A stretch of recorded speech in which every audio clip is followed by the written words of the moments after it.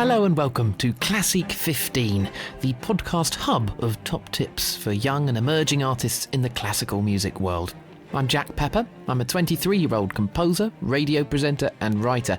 And for 15 minutes, we get to sit down and have a virtual coffee with an established name in the classical world. Today, we meet the 27-year-old French pianist Jean-Paul Gasparian.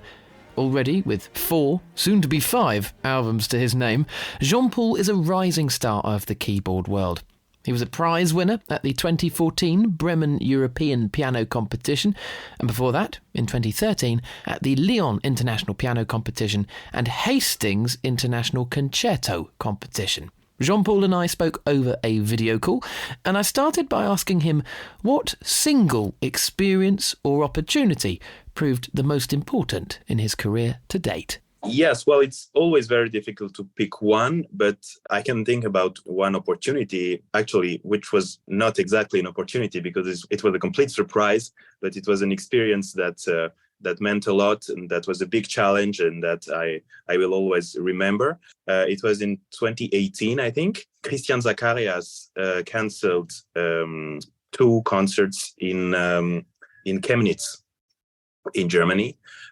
He was supposed to play and conduct Mozart C minor concerto, and my German manager called me literally 48 hours before the first of the 2 concerts, and told me and asked, well, are you able to step in and to play these concerts instead of Christian? And so they also had to call a conductor because Christian was going to play and conduct from the piano. So they called a very famous Austrian conductor, Leopold Hager, very famous for his Mozart interpretation. And so hopefully it was a piece, it was a concerto that I had played some years before. And so I said, yeah, I will do it. And I was living at my parents' house at that time, and we have the electric piano. So I could work by night with the headphones. So I practiced. I think that my manager called me, it was maybe 6 or 7 p.m. And so I spent the night working on that Mozart concerto. And the morning after, I called her back and said, well, I will do it. It's okay. And so I took the plane. We rehearsed and we played those two evenings in the beautiful Robert Schumann Philharmonie in Chemnitz. It was packed concert hall, of course, because Christian Zacharias was supposed to play. And but it was at the same time big challenge because of course it's not something that is easy. You have to take back a piece very, very quickly, and you are also in front of an orchestra that you don't know, a conductor that you don't know. So big challenge, but also at the same time very, very fruitful experience and opportunity. And I think those kind of challenges make you progress a lot. It's funny, you come across these stories quite a lot of, I think there was a conductor who once said actually that the best way you get a promotion, so to speak, as a conductor is for another conductor to be ill, which sounds quite blunt, but it is often quite, that's the most common way often of getting that exposure. As an artist, how difficult is it to say yes or no when your manager calls up and you've got this high-profile concert? What's going through your mind when you're trying to decide if you say yes or no to an important opportunity like that? Yeah, well, there are different things. It's at the same time it's good to accept challenges, but on the other side, it's also good to be realistic. For example, if the piece was a concerto that I had never played, of course, I think it's not so smart to say yes and then play bad or without being ready, or you have to see if it's realistically doable to take back that piece. For example, it's not the same if it's a piece that you played 6 months ago or 10 years ago. You have to try and see if it's possible in 24 hours or 48 hours to take it back. And then if it's possible, yeah, of course, that's great thing to do. But it happened also that I had that kind of calls for pieces that I'd never played, and it was just too short. And in those cases, I prefer to say no because it's more realistic rather than saying yes I can do it, and then it's not properly prepared, and that's also not good. You've had many opportunities to sort of, we've talked about that one opportunity, but I'm thinking the number of competitions, for example, where you've been sort of exposed to a wide audience and juries and the like, whether it's Bremen, Lyon, Hastings. How important is the competition scenario for a pianist? Well, that's interesting question. Now, I I didn't do competition now for several years, but of course I participated in several competitions between, let's say, 2013 and 2018-19, and it was also, I think, important experience. Actually, all competitions that I did meant a lot. Those that I won and those that I lost. It's not. I have one of my first teachers at Paris Conservatoire, Jacques Rouvier, used to say a very nice sentence. He said, "You have to how do you say relativiser? Relativiser. Sorry, I don't know the word, but you have to put into question the competition, even when you win and when you lose."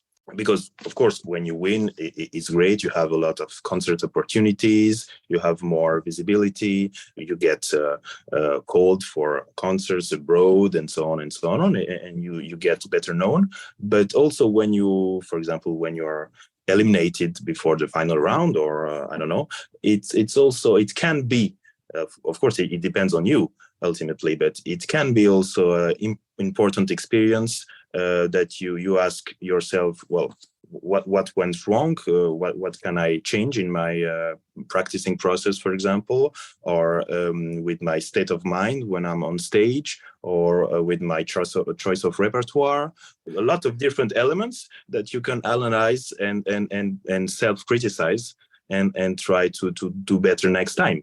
Does a musician need a competition, like a sort of, as an emerging musician, to get that early exposure? And you mentioned your manager calling you for this breakthrough opportunity. You had to have a manager in the first place to get that phone call.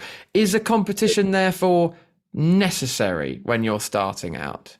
No, I wouldn't say necessary, because when you look at the musical landscape, professional landscape today, you have a lot of different ways to make a career. It can be, of course, by winning a big competition, and we have a lot of great examples of this. But you also have a lot of big names that never won any competition, and that's okay. I mean, there is no necessity.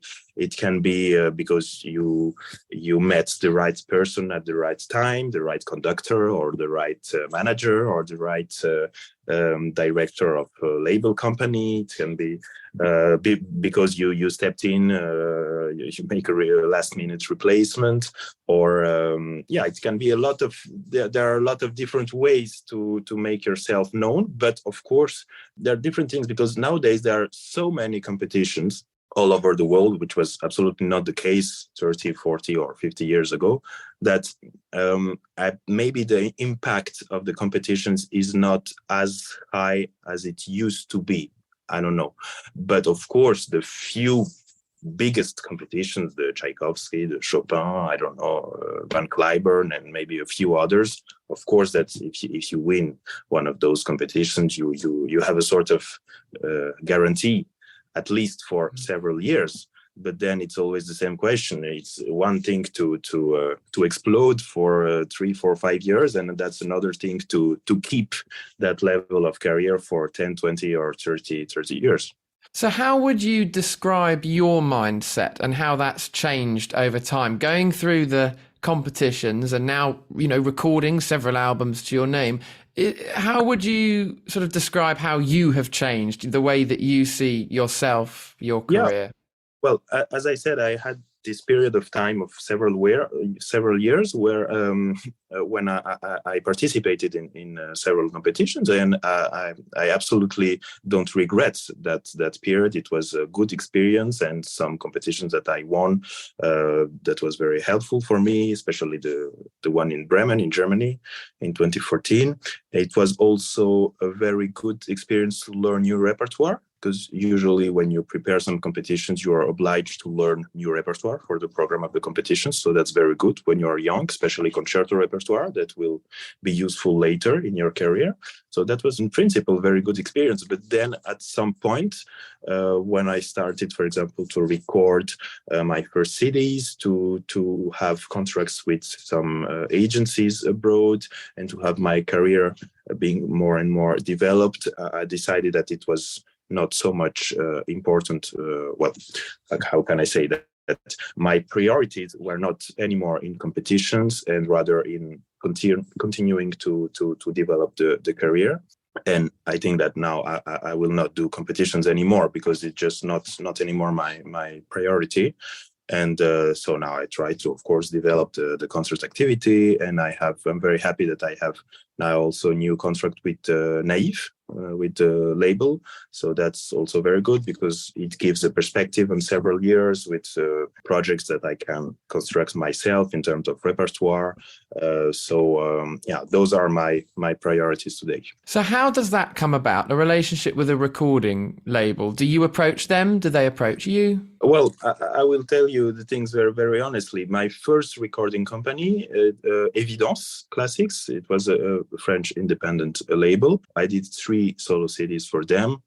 First one was in 2017, I think, or 2018. And the director of that company listened to me when I was playing a recital at a festival in France. And he was also the director of that festival. And I didn't know actually that he was also owning this label. And after the concert, he was very enthusiastic. He said, well, I want to produce your first CD. What do you say? And of course, I said, okay, let's go. Why not? I think it can be a good time to make my first CD. And so we decided to play Russian repertoire for this one. Then I did one Chopin recording with the 4 ballades. And then again, Rachmaninoff for the third one. And after this, I did a CD with orchestra, my first one, by the way, for a Swiss label, Claves. And that was thanks to a prize that I received at the Sommets Musicaux in Gstaad, in the festival. So they awarded sort of prize for the best recital performance during the festival. And that prize gave the opportunity to record a CD with orchestra. So that was also a wonderful opportunity. I recorded Rachmaninoff's Second Concerto and piece by Armenian composer Babajanian. It was the first Western recording of that piece, Heroic Ballad. And now with Naive, I know that the people from Naive got in contact with my manager after the Victoire de la Musique, when I was nominated in the Révélation Soliste Instrumentale category. So 2 years ago now. I know that after this thing, which was, of course, with a lot of visibility, it was on TV and so on and so on. My manager in France, Ivona Stojanovic, was contacted by Naive, and they said, well, we are interested. And then they went to my concerts. They listened to me live, and we discussed and we agreed on that collaboration. And I'm very glad because they give me complete freedom of choice concerning the repertoire, which is for me one of the most important things. And so first album was Debussy that I recording, and it will be released in 2 weeks now. And I have already a quite precise idea for the next one, but I will keep the surprise. Oh yeah, keep us listening, keep us waiting, because it was one of the things that really struck me about your work was the breadth of the repertoire that you play.